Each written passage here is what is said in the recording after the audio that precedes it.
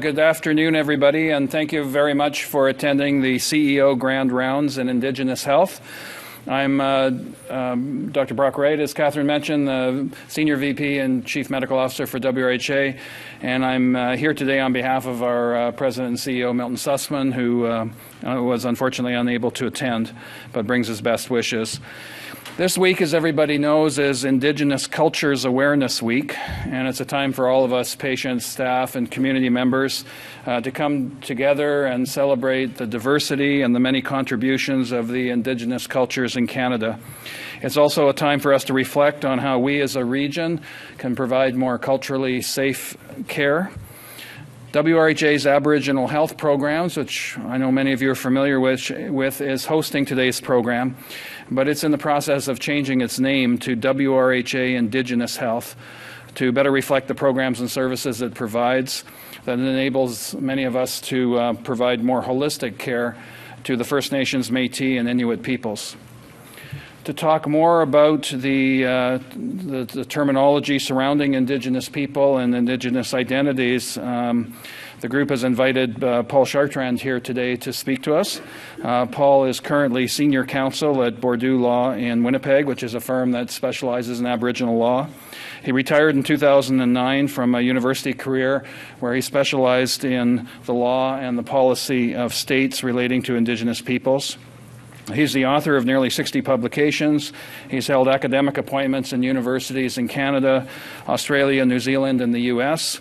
Recent appointments include visiting scholar at Australian National University in Cambria, Australia, and tenured professor of law at the College of Law at the University of Saskatchewan. He has served as a commissioner on the Federal Royal Commission on Aboriginal Peoples and the Manitoba Aboriginal Justice Implementation Commission, and was a founding director of the Aboriginal Healing Foundation. He currently resides in the community of St. Laurent, Manitoba, along Lake Manitoba, where his family was one of the founding Métis families in the early 1800s. So we're really delighted that Paul Chartrand was available to speak to us today. Paul?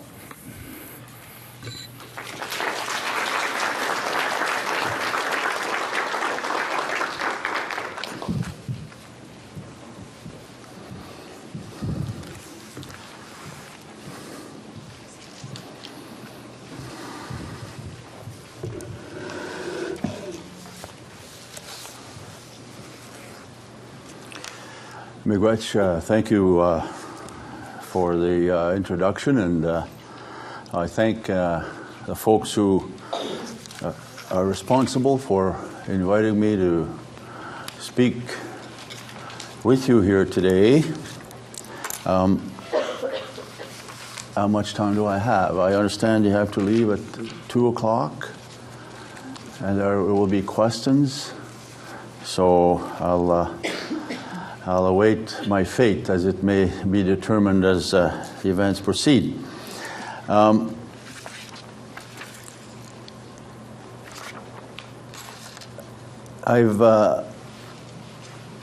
decided to make use of PowerPoint, whatever it's called, PowerPoint things, to assist your understanding of my presentation.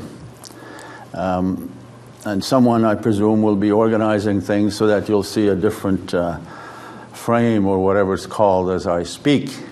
I have to inform you that I am a technological troglodyte, and I'm still getting over the shock of the invention of the fax machine, so I need a lot of help to deal with this technology, and it's very hard to find a chalkboard and a dusty piece of chalk nowadays. So,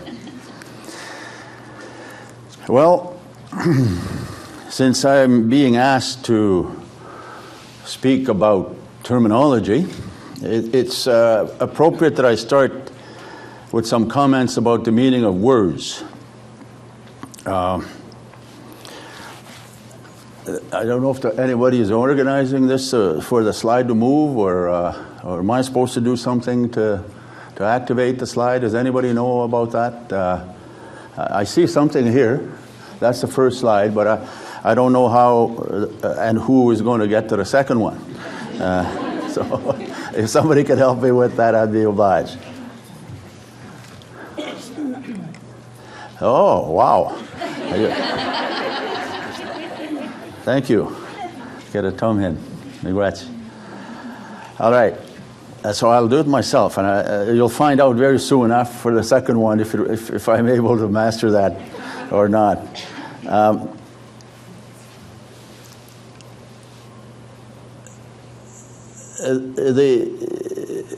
I want to begin by establishing a few points so that you may understand, the structure and the content of my presentation.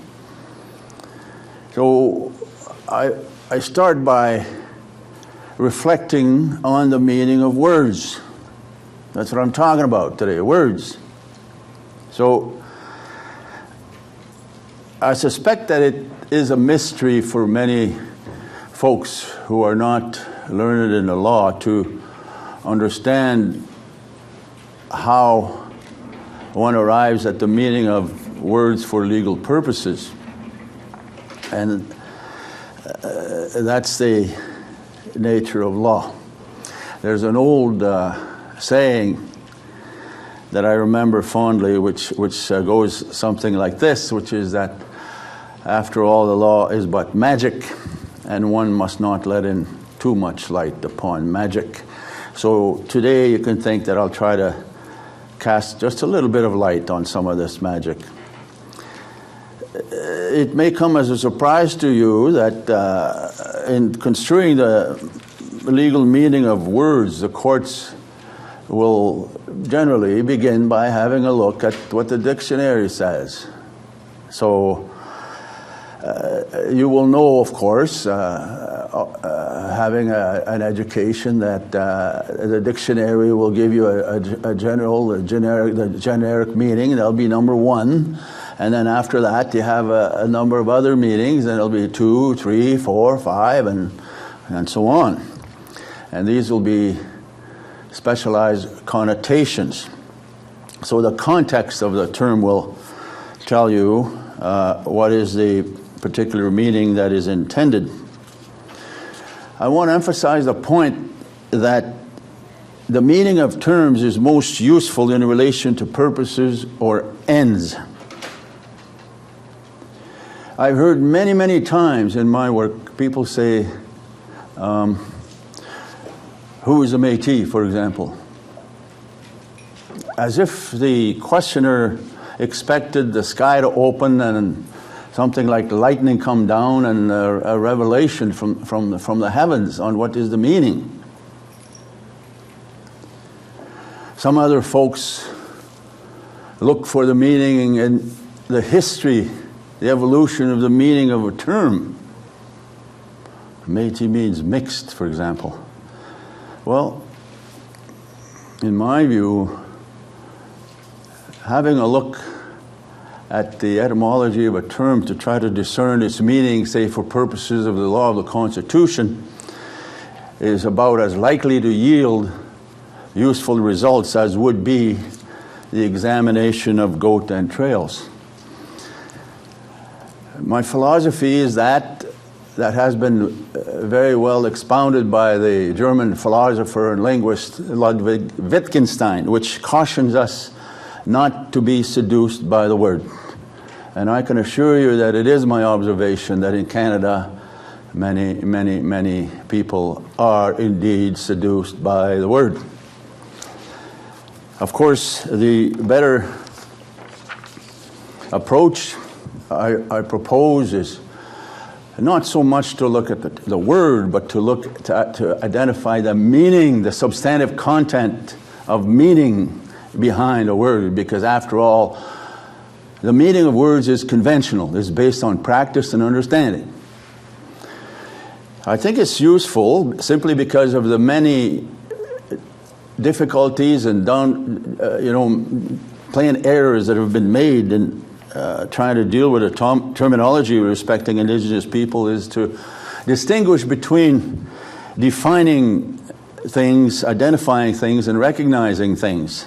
All of these ideas are very important for what I will be saying today. So, to define something is to explain its exact meaning, to describe its nature and its scope, for example, or its ambit, to settle the limits of something. To identify something is not as precise. It's to establish the identity, to recognize something, or to prove that something is the same as that which has been previously known. To recognize, on the other hand, is to identify something as already known, to know again. And where did I find all these things? In my trusty dictionaries. I have several of them. All right, here is something that I think the folks that spoke with me about trying to enlighten this audience with this terminology was the term Aboriginal. And I have a range of experiences where I've seen people express great confusion, or they have purported to give explanations which really, in my respectful view, simply cannot stand. So let's start by looking at a term then, and that's what we'll be doing for a bit. It's the term Aboriginal, which for some reason that it doesn't deserve is getting a bad name. Aboriginal. It's a very simple word. The word ab, and I think people in the medical profession will be familiar with this, something away from. It's not in the middle, it's not in the center, it's not at the beginning. It's away from something, or from. And originate, of course, at the beginning, the origin. Therefore, aborigine means someone from the beginning, something that exists from the beginning. For example, I recall years ago when I was living in Queensland, where I first studied law, walking by the Queensland Club on George Street in Brisbane. And I went into the club for some reason one time, and there was a plaque on the wall. And the plaque identified the members Aborigine of the Queensland Club, which simply means the first ones, the first members of the club, or the founding members of the Queensland Club. There's not much mystery here. So, turning this then to the meaning of the term Aboriginal in the law of Canada, which I'll look at with a bit more precision soon, the reference would be to the people who have been here since the dawn of legal memory for legal purposes, and those who have been here since the creation of Canada, depending on what is the beginning that is of interest to the individual. Let me next go to some particular meanings. And let me inform you about something that is, I know, generally and grossly misunderstood, say, by journalists and people in the street, as it were, which is that in law, a term has the meaning that is adopted for particular purposes.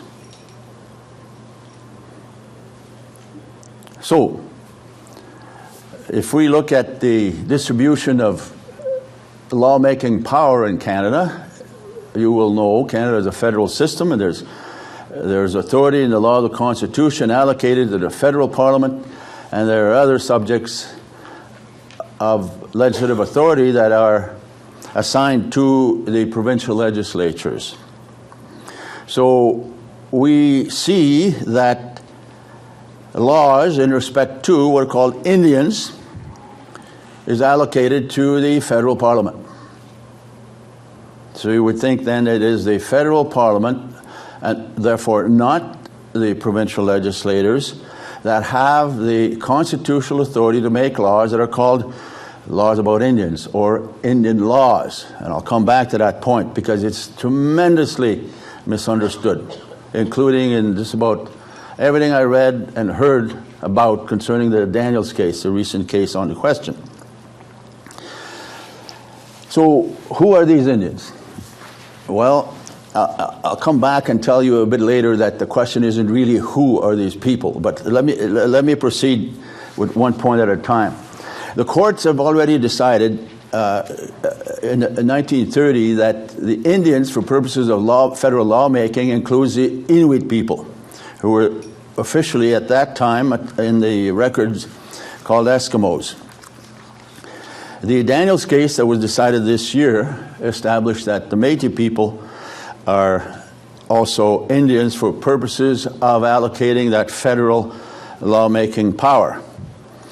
There's a lot more confusion that I've seen in popular literature, which states things like, oh, the Métis were first recognized in the Constitution in 1982. This is patently incorrect. The Indian title of the Métis people was purportedly extinguished in Section 31 of the Manitoba Act of 1870. I've written an entire book on the meaning of Section 31, which nobody looks at, of course. And I live today on lot number 2, which was allocated to my great-grandfather under Section 31 of the Manitoba Act. So it's wrong to say, as many have said, oh, Métis are in the Constitution now. There's another constitutional provision that will show the point again that you have to look very carefully at the particular meaning of a particular provision in order to deal with the question of what's the meaning of this particular word. Okay, so go back to the wisdom of Wittgenstein and the points I made initially. In the Constitution Act 1930, and you can ask me questions about that later on if you wish, which had to do with the transfer of the administration and control of public lands from the federal government to the provincial government in respect to the prairie provinces only. There's reference there again to Indians. You must not assume, because it does not, you must not assume that the word Indians in the federal law, legislative power allocation provision in 9124 has the same meaning as in the Constitution Act 1930. They have different purposes and they have different meanings.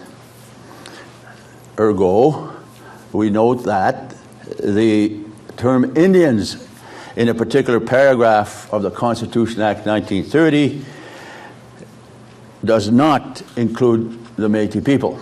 And that's as a result of one of my cousin's case, Ernie Blais. It was decided quite some years ago. Let me move on to, I'm succeeding.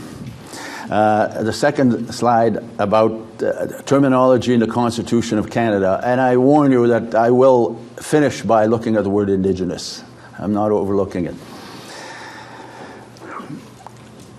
Some of you may have heard about the watershed provision in the Constitution Act 1982. It is most often referred to as the Patriation Amendment. And this is the constitutional amendment that severed the last chains of official constitutional authority from Great Britain in respect to Canada, which, as you will know, a former British colony. So there is no longer any residual authority, constitutional or otherwise, held by any government outside of Canada since 1982. Now, the 1982 Constitution Act contains some very important provisions for Aboriginal people. The 1982 Constitution Act is generally known as the Patriation Reference for the reason I mentioned, but it's also known for the introduction of what is the Charter of Rights and Freedoms. And another very common error is for folks to believe and to assert incorrectly that the Aboriginal rights of the Aboriginal peoples in Canada are protected by the Charter. Not so. Not so. The Charter constitutes Part 1 of the Constitution Act 1982. The Aboriginal rights provision is Section 35. It's the only provision in that section, and it is in a different part of the Constitution for very solid constitutional reasons that I won't bore you with at the moment. Now, let's look at the provisions of Section 35. You'll see the word includes, which I've highlighted here. In this act, the Aboriginal peoples of Canada include the Indian, Inuit, and Métis peoples. Well, the word includes is a draftsman's trick that introduces an open-ended category. So it establishes that what follows the word include is not an exhaustive or comprehensive list. You should note that contrary to popular opinion, as written in many books, including in books written by people with doctorate degrees in all sorts of different professions, it is asserted that Section 35 defines the Aboriginal peoples as being the Métis, Indian, and Inuit peoples. This is not so. Section 35 merely identifies or lists 3 distinct peoples who are found in the open-ended category of Aboriginal peoples. Therefore, it is remarkable then that the key is to focus on a definition of the Aboriginal peoples. And it is because of the court's development of distinct tests in respect to the rights of the Métis people that I have a serious disagreement with the way that the courts have dealt with Section 35 and the rights of the Métis people. So much so that I'm currently writing a book about the subject, which will be published by UBC Press whenever I get around to finishing it. So it would be more correct to state that Section 35 identifies 3 peoples that are included in the category of rights-bearing communities or peoples. And that term there, peoples, is one of the most misunderstood terms. And that's why I flip over to the next slide, or whatever we call these things, and have a look at that. Almost nobody, I regret to say, seems to understand the difference between the singular form of people and the collective form of people. A people is a collective term. The Canadian people, for example, as opposed to the reference to people. There are many people in this audience. You're all individuals, distinct individuals. So that is an extremely important distinction. So you don't say there are many peoples in this room. There are many people in this room. Get it? That's a singular. And yet you will see in all kinds of public forms. I don't know if there are any in this hospital or not, but you have forms to fill in that say peoples, or affirmative action. We tend to hire Aboriginal peoples. I said, oh my God, can you imagine that? Giving a job to all the Cree people? So you get a lot of silliness that results from, the failure of people to appreciate these important distinctions. And this important distinction is part of a very colorful history in the deliberations on the substance of the United Nations Declaration on the Rights of Indigenous Peoples. I participated in that process for 28 years on and off. And I still have at home a sheet of paper with a very large S on it, which Indigenous representatives use. We taped them on our desks, in Geneva at those round tables where UN meets, to emphasize the point that what this declaration affirms and recognizes includes the collective rights of the peoples, not just the individual rights. And by the way, this is a tangent, I don't have anything on it here, the there's a general commentary of the World Health Organization which also identifies and makes a distinction between the rights to health of individual persons on the one hand and the rights to health of the communities, that is, of the indigenous peoples on the other hand. And that standard, which you'll find in what is called a general comment of the World Health Organization, includes the standard that exhorts states to provide for specialized health accommodations for the indigenous peoples and to finance these things. So it is a matter of international precepts that these things be done. So that was a bit of a tangent.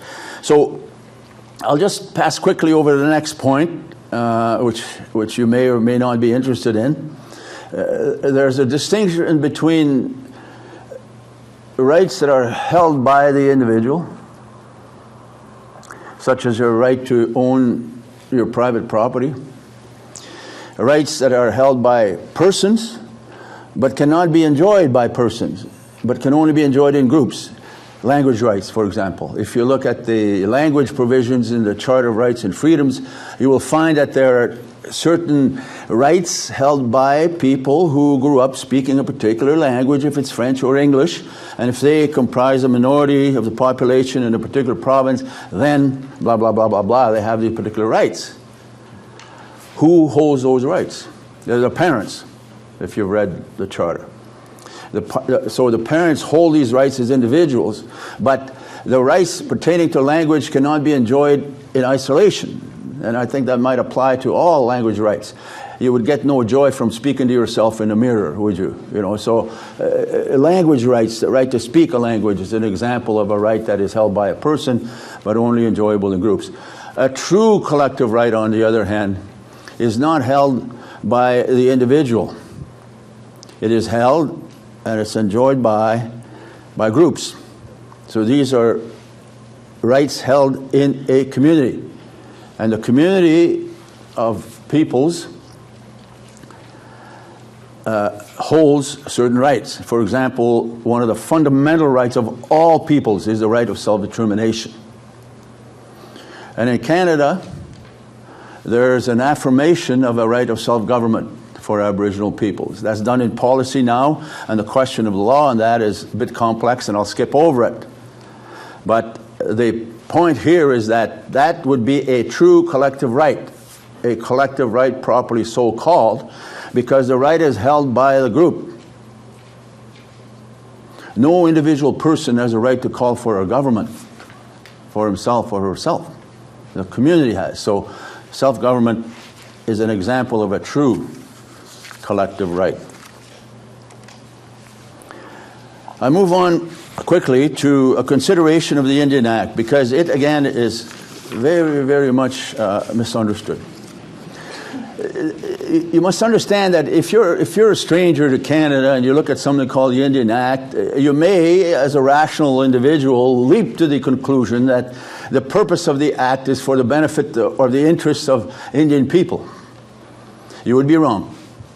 The Indian Act was created for the purposes of Canada, not for the purposes of Indigenous people. And the main purposes of Canada in the creation of the Indian Act, which began in 1876 as a consolidation of earlier colonial legislation, was to eliminate Indians and to eliminate Indigenous people by legal witchcraft, which is less expensive than by war and physical genocide. That process of using legal witchcraft rather than war, because it's cheaper, began in the 1760s. You will notice, those of you who know a little bit about Canadian history, the defeat by Pontiac at Detroit in the 1760s and the issuing of a royal proclamation in October 1763, recognizing the particular rights, territorial rights of the Indigenous peoples at that time. So it is a recognition of power and might that will usually generate a response of recognition of rights. Putting that another way, rights don't come out of thin air. They come out of the political action of individuals and their communities. And people today who enjoy history-based historic rights owe those rights, the enjoyment of those rights, to their ancestors, the political action of their ancestors. The three main objectives of Canada in crafting its policies in respect to Indigenous peoples through the Indian Act were, first of all, to eliminate Indigenous people. Not to eliminate physically, but to eliminate culturally. And this means to make them like the other people, to make them like the invaders. So that's the first step, and I won't explain the process unless I'm asked later on if there is time. The second great preoccupation of the policy was to save money. And this is notable if you have been a student of the archival record particularly late in the 19th century and early 20th century. And the third policy objective, of course, was to let the provinces pay rather than the federal government. I should say that the reason for allocating the federal power to make laws about Indigenous people through the word Indians was to continue the imperial policy, which always aimed to keep the power to make laws away from local governments. And the reason for that is because of human nature, that the interests of your neighbors are the ones that are most likely to clash with yours. Therefore, the local government will have a keener interest in dealing with conflicting interests by preferring its own interests over the interests of the Indigenous people. If I had an extra hour, I could explain how the courts have dealt with that and so on, which I won't. The Indian Act has a definition of Indian, which is an artificial one. An Indian is a legal, imagined thing. It's a fungible item. That is, individuals are identified without any regard to family, to kinship, kin relations, history, geography, so on, but simply as an imaginary legal construct.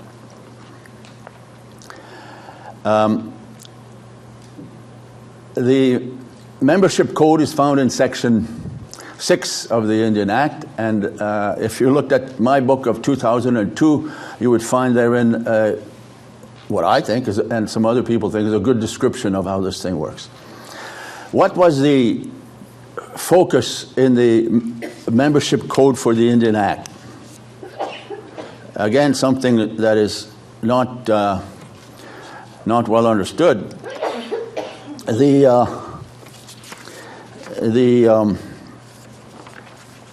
code for the Indian Act was based on the 1876 concept of the nuclear family.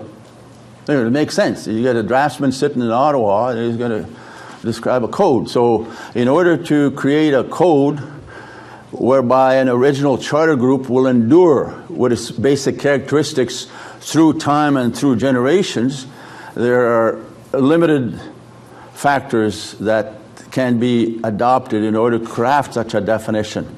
And the key to understand it is to see that the model is based on the nuclear family with a male head of family. Therefore, whoever marries a status Indian is an Indian, whether you're Indian or not. The children of an Indian, male head of family, are Indians. Then, let's look at the model. So there's a little sister and a little brother to illustrate the way the definition works. A little brother grows up.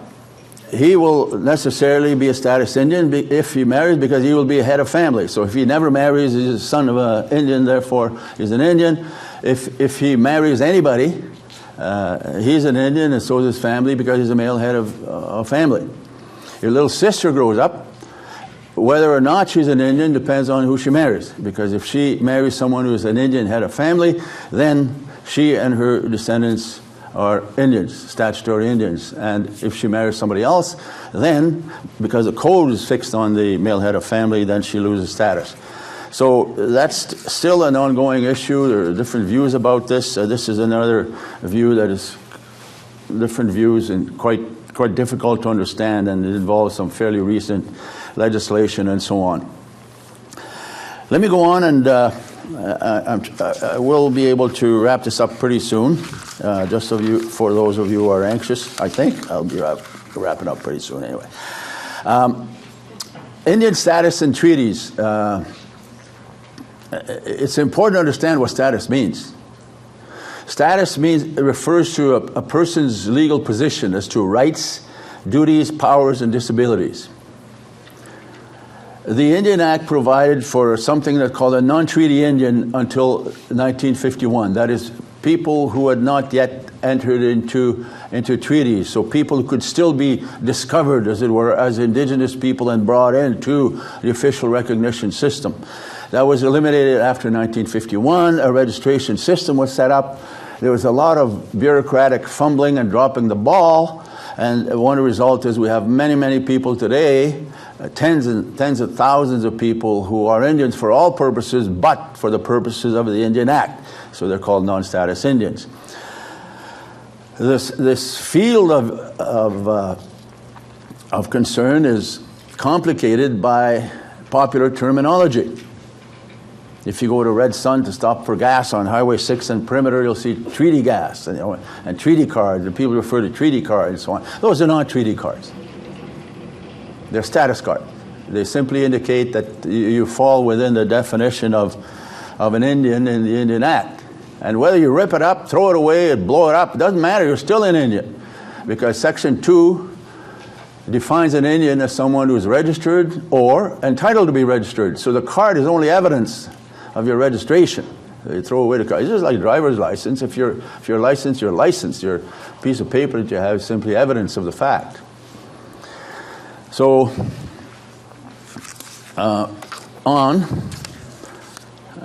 okay. Métis people, a lot of confusion.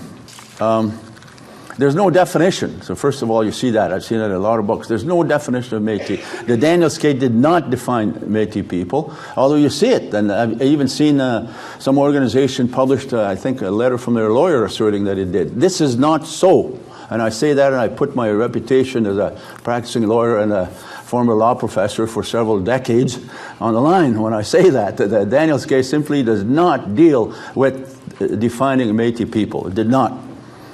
The rights of our people first appeared in 1870 as a part of the Constitution. The Constitution of Manitoba, which is also part of the Constitution of Canada. And federal policy in the Dominion Lands Act continued to distinguish the Indian title of the Métis people in northern Manitoba, north of St. Laurent, by the way. About 7 miles north is a place called Oak Point. The corner lot there on the side of Lake Manitoba and the northern boundary of Manitoba was owned by one Alexander Begg, who is a fairly well-known character in local history for those of you who know the local history. Here's a little bit about very popular mythology about Métis identity. Much revolves around the odious concept of race. One would have thought that works such as that of Ashley Montagu, whose book, how many of you have read? Not many have read the great book by Ashley Montagu. He's the same guy who wrote the story of the Elephant Man. How many of you have seen the movie The Elephant Man? Well, Ashley Montagu wrote that too. Ashley Montagu debunked the biological concept of race after the Second World War and the Holocaust in Germany and Europe. That's what he did. So what I'm saying as a sentient human being is that I would have thought that since then it would have been clear to people the idea of biological race belongs to the dustbin of history, and it does not it belongs perhaps to zoology and animal husbandry, but certainly it has no place for the identification of human beings who are identified by their will, their human will to identify, and usually in accordance with factors that are universal, such as family, your community, your language, your culture, and so on. But race, nevertheless, still bothers us. It's in the Charter. And the governments in Canada are authorized by the law of the Constitution in the Charter to create affirmative action programs, which are people who can be singled out. The concept of race in Section 15 must be given a meaning because it exists in the Constitution, unless it could be argued successfully, which I don't think it can, that it is void for uncertainty because there's no certainty about its substantive content. But I say that its substantive content is this, according to the learning of social science, which is that a race, properly understood, is a group that is singled out for particular political purposes, as opposed to a biological conception. Now, there are people I noticed recently, this is a recent phenomenon, never heard about it before, but it's a recent phenomenon. A lot of people all across Canada identify as Métis people, and they do so on the idea that they have an Indigenous ancestor. Well, if those folks are discriminated against unfairly, they have legal redress. It's not legal redress as such, but the government is presently authorized by Section 15 of the Charter of Rights and Freedom to create affirmative action programs to relieve them of their social distress if they are, in fact, discriminated against in the delivery of public services and programs because of their race. So there is that option for those who take that view about identity. I conclude now with the term Indigenous.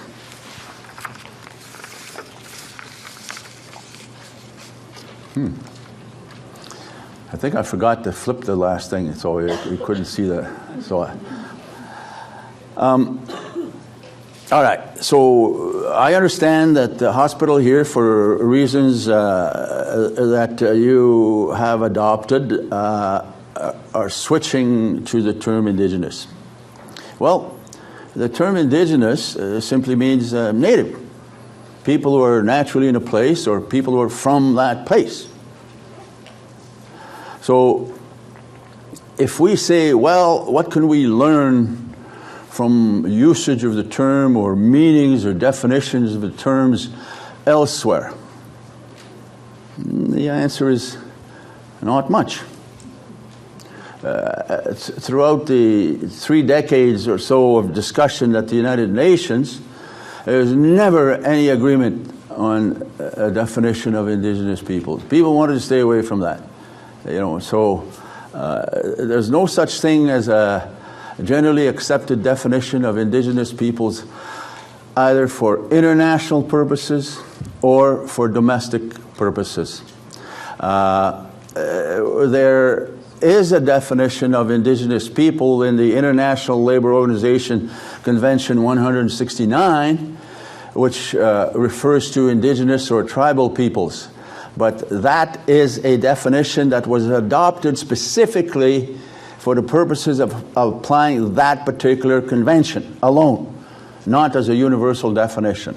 And by the way, Canada has not adopted ILO Convention 169, which has to do by and large with labor rights and has special provisions pertaining to Indigenous peoples.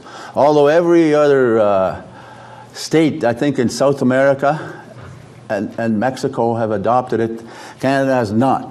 And that has to do with the constitutional muddle that we live with in Canada. What about the terms that are used for other Indigenous people in Canada, in other places? Well, and I am a citizen of Australia. I've lived there for quite a while. I have great friends in WRHA, New Zealand, and the United States and other places. So what I'm telling you is not only from reading books and so on, but it's also from being in people's homes and talking to people and old people. I've been fortunate in listening to what are called in English lawmen and lawwomen in the northern jungles, for example, in northern Australia, like 400 miles from Darwin, which is itself a place to fly in after a 4-hour flight from any major Australian capital city. There's not much to be learned because the terminology varies. We have Indians in the United States, and the people themselves refer to themselves as Indians. The people over in Alaska, on the other hand, sometimes most prefer to be called Alaska Natives. In Hawaii, same thing. Hawaiians. The Maori in Aotearoa, New Zealand. Well, there's an interesting example. Maori, there's no such real thing as a Maori. You're not a part of the Maori ethnic group. You're rather there's a lot of different groups. They're identified in different ways by family, clan, and community, and so on. And in a general sense, one might say that the word Maori is one that's created in order to explain things and to make sense to outsiders. They're called Pakeha. So if you're not a Maori or a Pakeha, you're somebody else. In Canada, we can't have those terms for people who are not Indigenous people for the obvious reason we have 11 distinct linguistic groups in Canada. So who's going to lead the charge and say we must adopt this one word? Now that would be quite a political challenge. Of course, there's a very recent movement for people to identify themselves and to insist on their names. And I try to do that every time I've taught a class or a group anywhere. I've always asked, I'm going to read your names here from the role that I have, and then you tell me if I pronounce it correctly or, if you prefer to be called by another name, like Chuck or whatever. So the idea is simply to respect people's preferences for their own identification.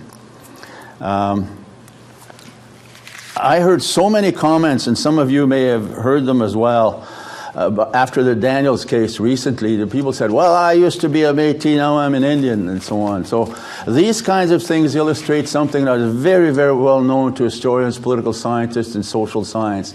And that is the idea that one of the measures of the political impotence, the lack of political influence of a people, is the extent to which its identity can be influenced or manipulated by the state. And there are many examples around the world like that. And so it really shows that Indigenous people are relatively powerless compared to the state in Canada, where the state can influence their very own identities. Can you imagine that?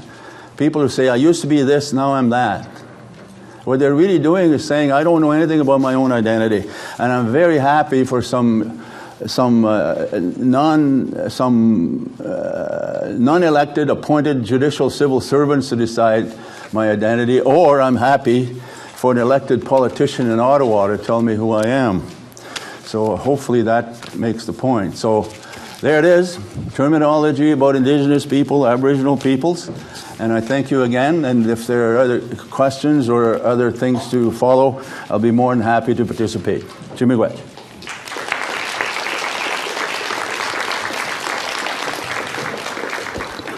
Thank you very much, Mr. Chartrand, for a very interesting presentation. I know we're a little past time, but if anybody has, we've got time for a couple of questions, if anybody has questions.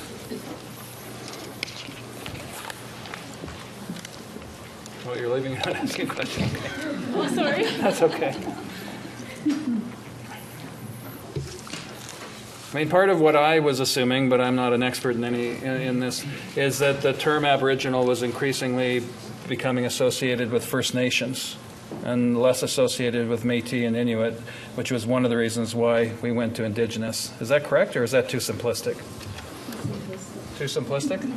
Yeah, it's quite complicated. I heard a really interesting one recently, which a person says, well, who's the Aboriginal people? If there's Aboriginal people, who are the original people? You know, so that's the kind of analysis that one hears. So there's, as I try to suggest, the word is really simple, straightforward. The reason that it was put into the Constitution in 1982, and I have this, I was living in Australia at the time, but I got here the next year, but I have friends who participated in the drafting, and they selected the word Aboriginal because it has the longest and deepest history of usage in the British Empire and its relations with Indigenous people in Canada and in the other colonies. That's why they use that. So those of you who are familiar with this history will know, for example, the Aborigines Protection Society in the 1830s, I think it was. I guess what I would like to say, on behalf of WRHA is that the organization is very committed and very interested in really reaching out to First Nations, Métis, and Inuit.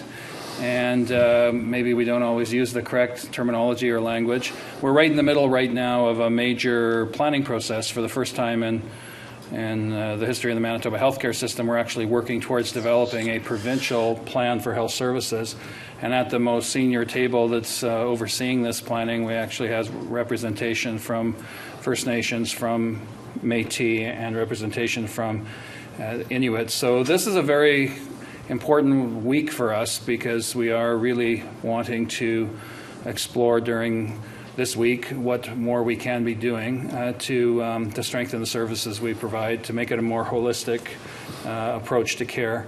And so I think this was a great lecture to sort of kick us off. And the language is important, but it's also and there's a lot of history, and I wish we could have had more time. But thank you very much. Really appreciate it. Not at all. Thank you.